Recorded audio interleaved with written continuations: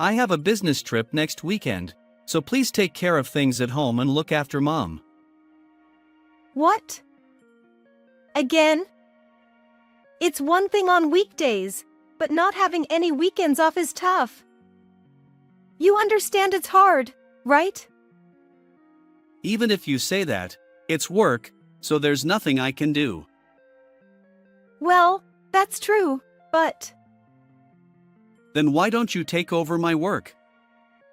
If you do that, I'll handle things at home. Can you earn as much as I do? That's impossible.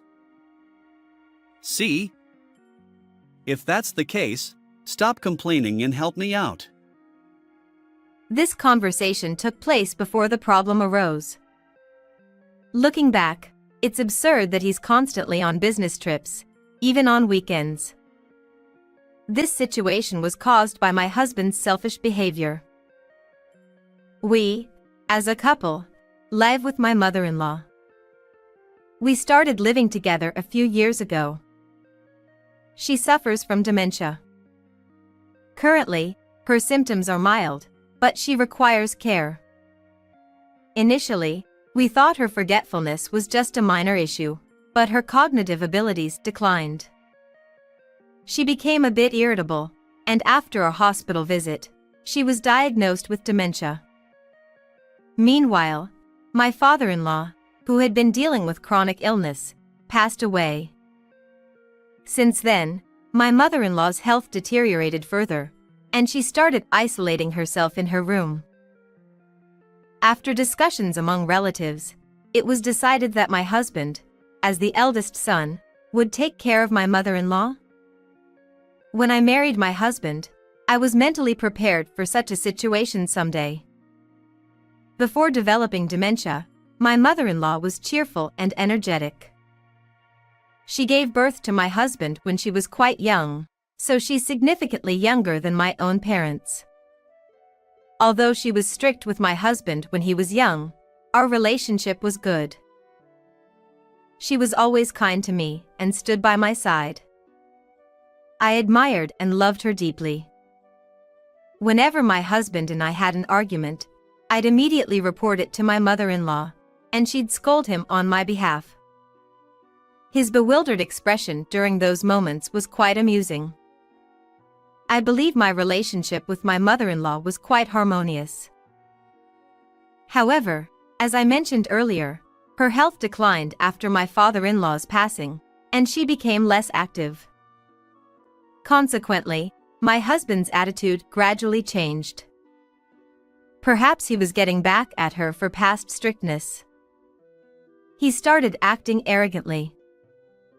Family discussions about my mother-in-law's care might have been part of my husband's strategy. Initially, my sister-in-law and her husband, who lived near my in-laws, were willing to take in my mother-in-law. However, my husband intervened. As the eldest son, I'll take care of her. My husband and his mother didn't get along well, despite him always being scolded by her. Perhaps it was because he was the eldest son. However, I didn't feel that way. Maybe it was intuition. When we started living together, my premonition proved accurate. Taking advantage of my mother-in-law's quiet demeanor, he freely expressed himself. He even confronted my mother-in-law, whom he had feared so much. Due to her dementia, she couldn't always understand things immediately. Yet my husband relentlessly complained. I had to intervene each time to stop him. Then came a precursor to his misdeeds.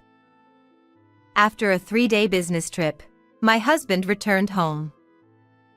As usual, I went to retrieve laundry from his bag. To my surprise, I found unfamiliar men's underwear. Since I always bought his underwear, this was odd. Although it was clearly men's underwear, I questioned him. "Hey, what happened to the underwear you took with you?" Huh?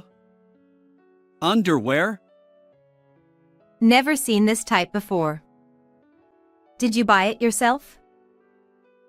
Yeah, I bought it urgently while I was away. Why did you buy it? What happened to the underwear you took? It was torn, so I threw it away. It was old. But it's practically new. Oh, really? Maybe it wasn't well made. I see. His suspicious behavior made me wonder, but I didn't press further. Days later, another incident occurred. My husband returned from another business trip. I greeted him at the entrance. Welcome back. You look tired. Yeah. He seemed downcast. What's wrong? Feeling unwell? No, it's not that. There's something important I need to tell you.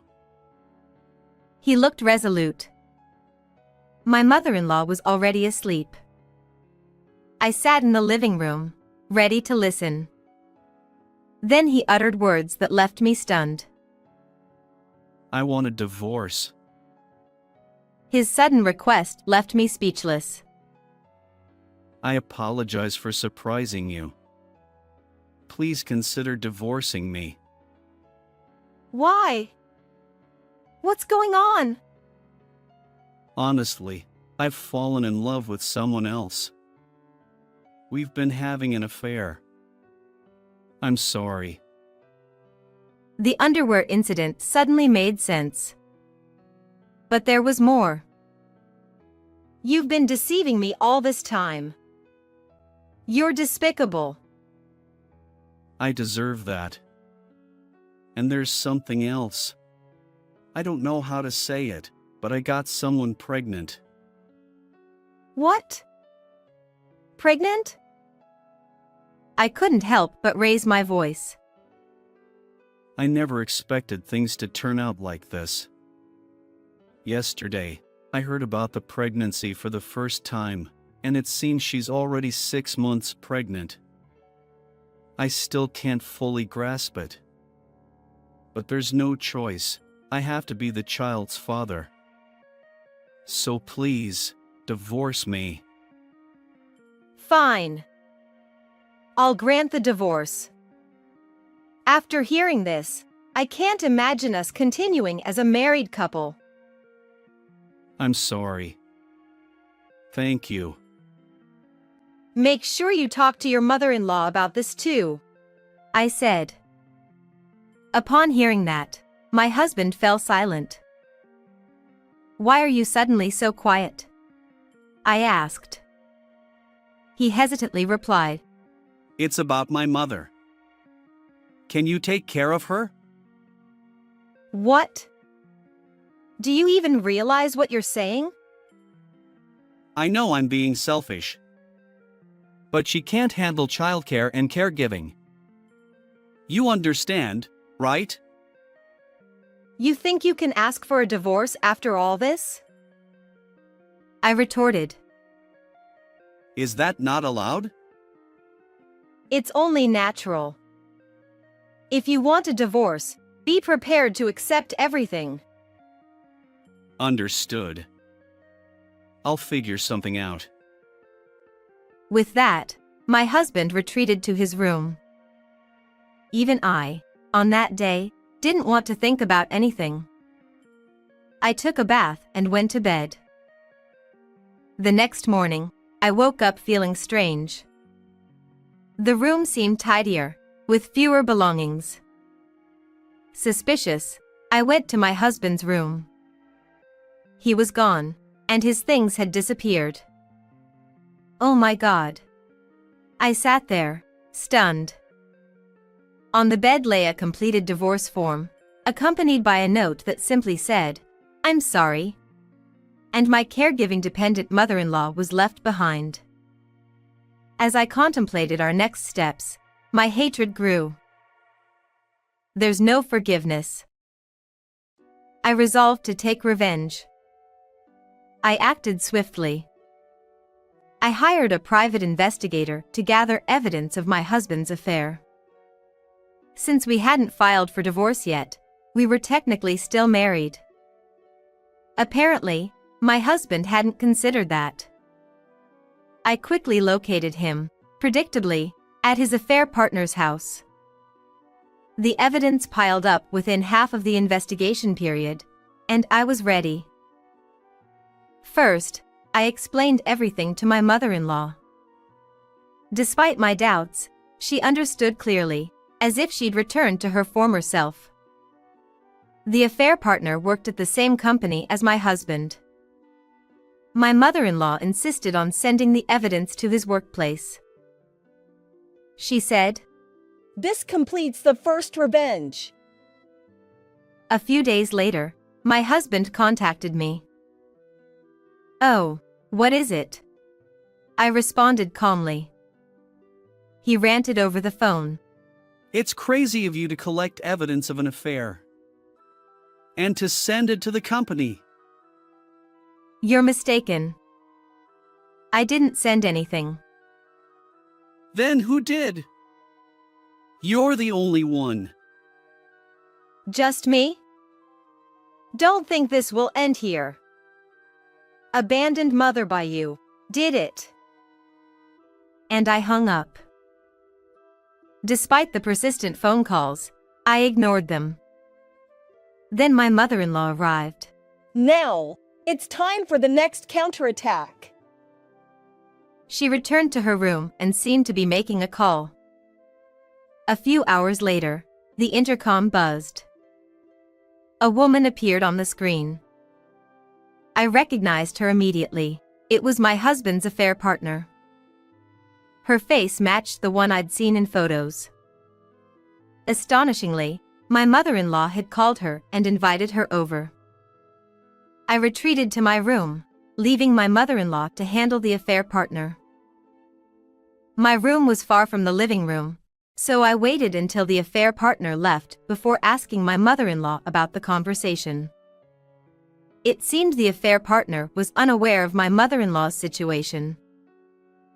My mother-in-law explained to me, "If you marry my son, you'll also be responsible for my care. Are you okay with that? In the near future, I won't be able to use the bathroom alone. Will you still marry my son?" The affair partner appeared perplexed. "Now, let's see how this unfolds." She seemed incredibly amused. Had her dementia improved? I wondered. And little did I know that my mother-in-law's actions would lead to an unexpected outcome. The next day, the intercom buzzed, and I saw my husband on the monitor. "What can I do for you?" I was wrong. I want to talk. I invited him into the house to hear his unexpected revelation. I broke up with the affair partner. The child isn't mine. Upon further discussion, it turned out the affair partner had multiple partners. Although she likely knew the child wasn't his, she wanted to raise it as my husband's due to his status and financial stability. However, fearing the responsibility of caregiving, she confessed the truth to my husband after speaking with my mother-in-law. I deeply regret my actions. Can we start anew? The answer is already clear. Leave this house immediately. Also, the divorce papers haven't been filed yet. You missed some details. With evidence of your affair, I'll be claiming alimony. Please comply. I handed him the divorce papers with a smile. Please have mercy. Take responsibility for your actions. With that, I kicked him out. Shortly afterward, my mother-in-law returned from the hospital, accompanied by my sister-in-law. I updated them on the situation. He brought this upon himself. My mother-in-law expressed genuine gratitude. "I truly appreciate everything you've done. Taking care of me and dealing with our terrible son. I apologize." Now that my daughter will look after me, enjoy your second chance at life. Tears welled up in her eyes. The next day, my mother-in-law moved to my sister-in-law's house. When I inquired about her condition, I learned that while her dementia had slowed somewhat due to medication, it hadn't been cured. As for me, inspired by my mother-in-law, I decided to pursue caregiving. I'm currently studying for a caregiving qualification, hoping to help others. I'm sincerely grateful to her for instilling this desire in me. I genuinely wish for her to live a long life, delaying the progression of her dementia as much as possible. What did you think of this story? Please also subscribe to the channel. See you in the next video.